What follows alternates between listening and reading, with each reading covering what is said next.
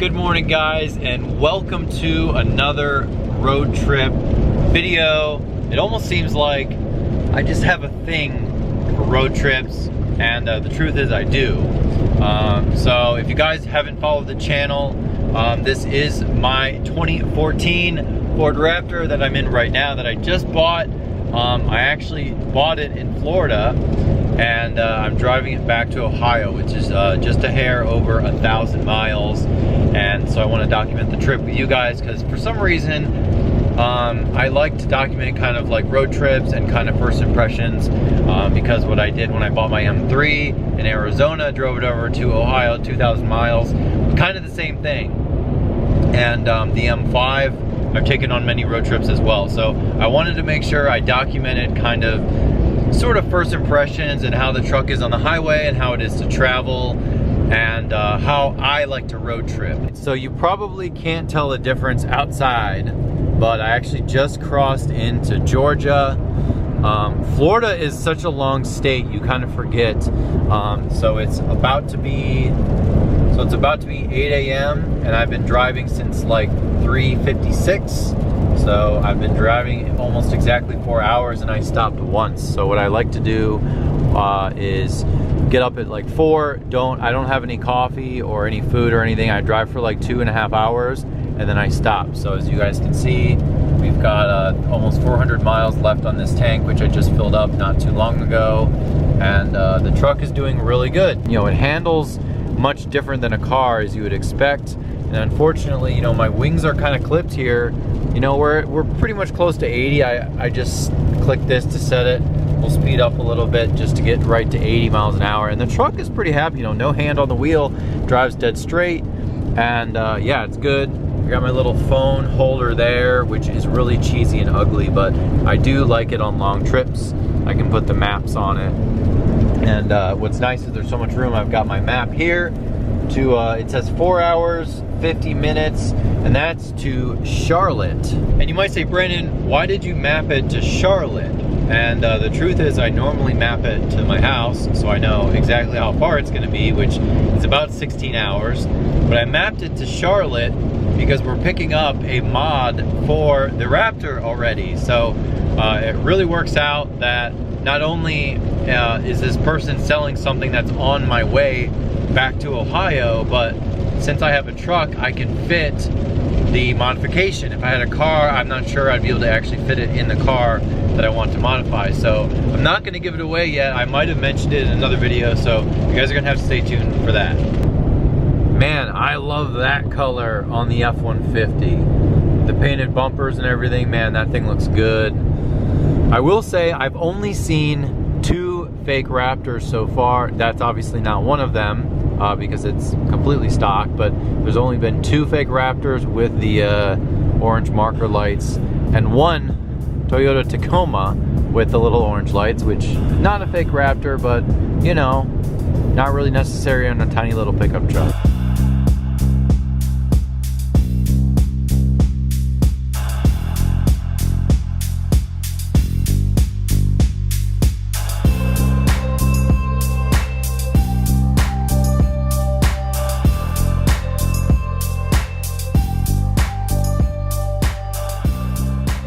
All right, second gas stop. This thing looks sick. Hopefully it's done.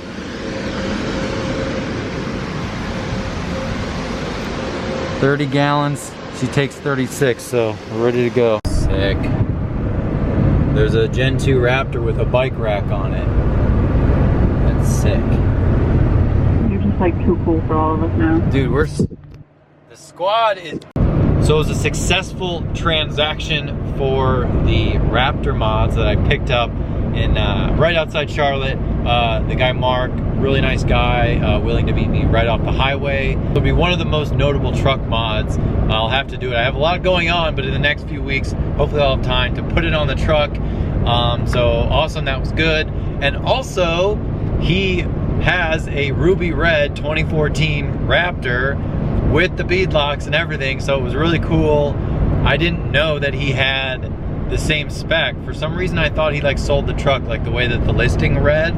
I thought he sold the truck and had that item left over. I'm not gonna spoil it quite yet, But yeah, so that was actually kind of exciting. We took a couple pictures, so I'll put them on the screen if I haven't already. And back on the road. So I've been talking about Raptors, you know, this Raptor, getting a Raptor recently more now than ever.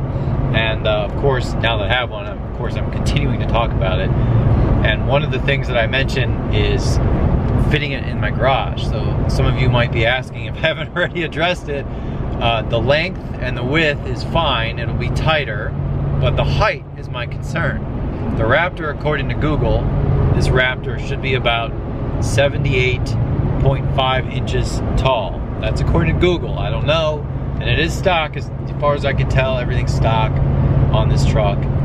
It's not any higher than a normal truck. My garage is 79.5 or something, between 79 and 80. So I literally have like an inch of wiggle room to make sure that it fits height-wise. And I'm a little bit nervous that, you know, I measured, but I haven't actually had the truck there. So that'll be interesting. I might do a designated video of fitting the Raptor in my garage. And one of the things that I'm noticing is when I say, oh, I hope it fits in the garage, people are like, well, it's a truck. I'm like, okay, yeah, it's a truck, hopefully it fits. They're like, well, it's a truck, it should sit outside, trucks sit outside. Who said that? Who decided that trucks need to sit outside and cars don't? Like, I get that like trucks tend to be bigger, so they don't always fit in the garage. So more often than not, a truck is sitting outside. So I get that part. But just because it's a truck doesn't mean that it should sit outside. Like, it sounds really dumb when you say, well, it's a truck. Well, so I have an 850 square foot garage. It'd be kind of more dumb to not use it, right? So kind of funny. New truck owner here, so make fun of me if you will, but it seems dumb. Like, you buy this nice truck, get it cleaned up, detailed, and whatever, and you want it to sit out. Why would you want it to sit outside? Why do you accept that that is the fate? It's not. Just put it in the garage, assuming it fits. So anyways, that's kind of dumb. And the other thing is, you know, it sits outside, it gets dirty. I'm like, man, I'm gonna have to clean it up. It's gonna have bugs. That's fine. It's the normal procedure. People are like, well, it's a truck. Okay. So a truck gets dirty, you just leave it dirty? Like, well, it's a truck. Trucks are supposed to be dirty. I don't know who decided that trucks are supposed to be dirty, but I don't think they know what they're talking about. They sound kind of lazy. So that's my rant, because I would make the same argument for a car. Well, what's different than a car? Why would you clean your car and not your truck? Trucks are made for working more than cars are, but don't you clean your car after it's dirty? Don't you clean your shoes after they're dirty? Don't you clean the stove after it's dirty?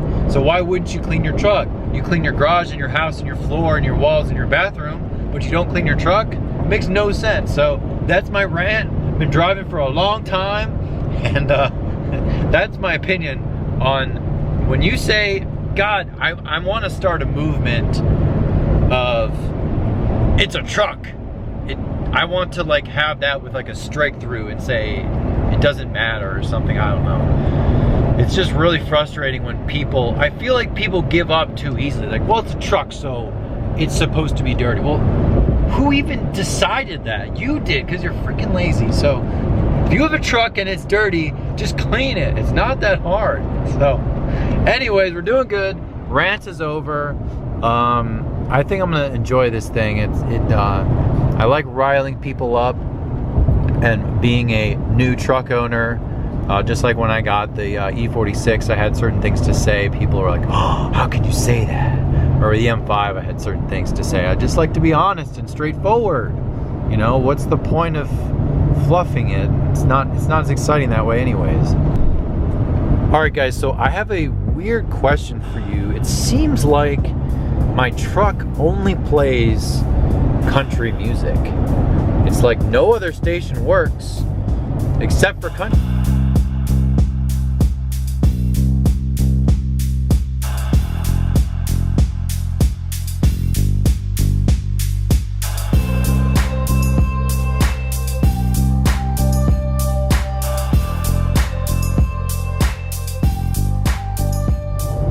You You guys ever see one of these trucks and just immediately think of like Final Destination? If you ever seen Final Destination movies, there's one scene with these pipes. Go watch that movie if you haven't. But I was also gonna let you guys know that you should look at these amazing views. The rolling hills of the Carolinas, I guess West Virginia as well. These areas are amazing to look at. Yeah, look at this thing wiggling around. Makes me think one of those is gonna go straight through my brain. But anyways, yeah, good trip so far. Random thoughts, enjoy. Ooh, looks like we're headed into a big storm, guys. Truck is doing great, as you might imagine. Everything's good. Gas mileage is what you would expect through the mountains. I'm actually listening to a Ryan Knorr podcast on his YouTube channel. So that is where I learn a lot of my lawn care information. It's from Ryan and a handful of other guys. So if you guys are curious, want to step up your lawn, check out Ryan. I love that guy's channel. It's really good. What did I say, guys? Of course I've got crappy windshield wipers, but what we do want to do is turn the lights on, and do not turn your hazards on, because hazards are supposed to mean you're stopped. I don't understand why people do hazards on, but yeah, we're gonna stay a little chill now. Turn this up a little bit. All right, guys, first tunnel for the mountains. First tunnel, it's always exciting. There's two of them. You take 77 this way, so it's always cool. Guys, second tunnel. As usual, I'll show you both the tunnels. It's very important that you guys see both the tunnels. This is the East River Tunnel, as you can see. So, I don't know why, but it's always kind of exciting going through these. Turn the lights on. Let's give it some beans.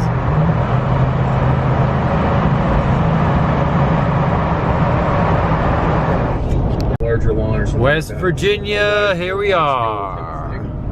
The off-road information can come in handy sometimes. You can see what degree we are going down and up and to the side. As you can see right now, we're going down about 3 degrees and we're tipped to the right about 3. Just in case you guys were wondering, it can come in handy when you're not off-road too, I guess. Dang, look at those hills, man. It's crazy. The mountains, not the hills. They're much bigger than hills.